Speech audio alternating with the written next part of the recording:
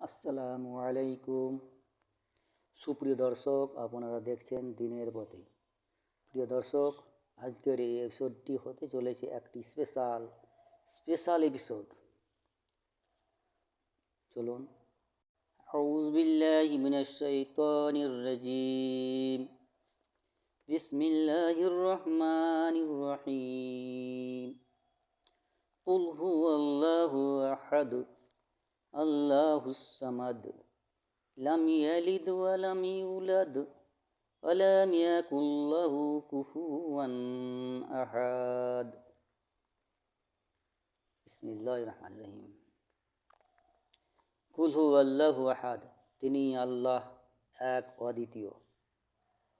আল্লাহুস সামাদ, আল্লাহ কারো মুখাপেক্ষী নন, সকলেই তার মুখাপেক্ষী।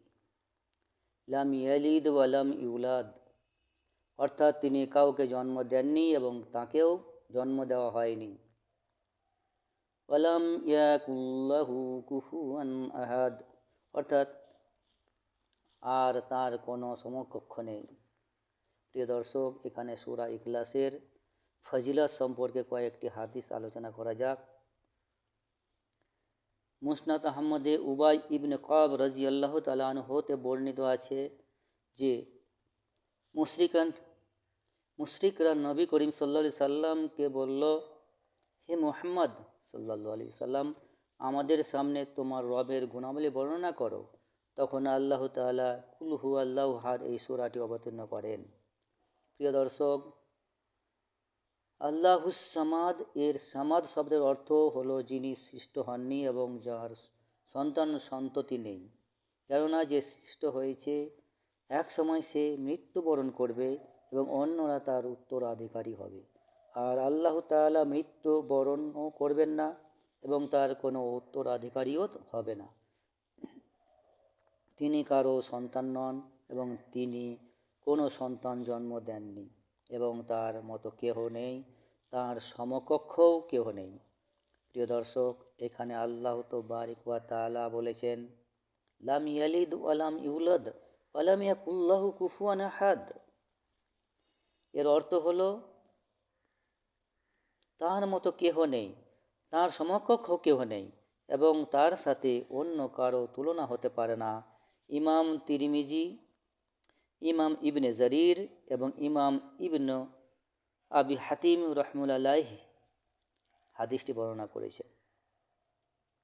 প্রিয় দর্শক, সহিহ বুখারীর কিতাবুত তাওহীদে রাসূল সাল্লাল্লাহু আলাইহি সাল্লামের সহধর্মিণী আয়েশা রাদিয়াল্লাহু তাআলা আনহা হতে বর্ণিত আছে যে আল্লাহর নবী সাল্লাল্লাহু আলাইহি সাল্লাম এক লোকের নেতৃত্বে একদল সেনাবাহিনী প্রেরণ করেন।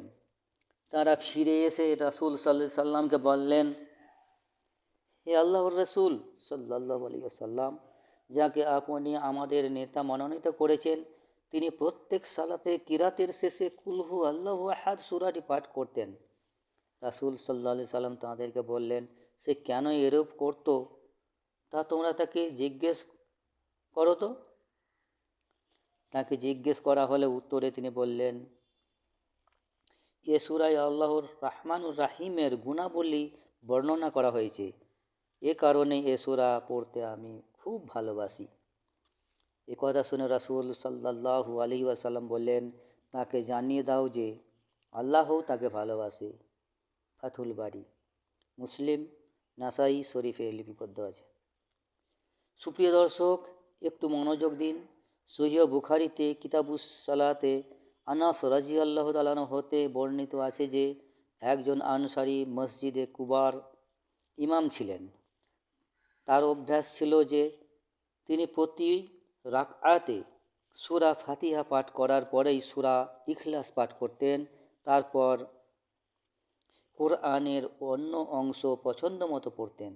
একদিন মুক্তাদি তাকে জিজ্ঞেস করলেন, আপনি সূরা ইখলাস পাঠ করেন, তারপর অন্য সূরাও এর সাথে মিলিয়ে দেন, কি ব্যাপার? আপনি কি মনে করেন যে সূরা ইখলাসের সাথে অন্য সূরা মিলিয়ে পাঠ না করলে সালাত শুদ্ধ হবে না?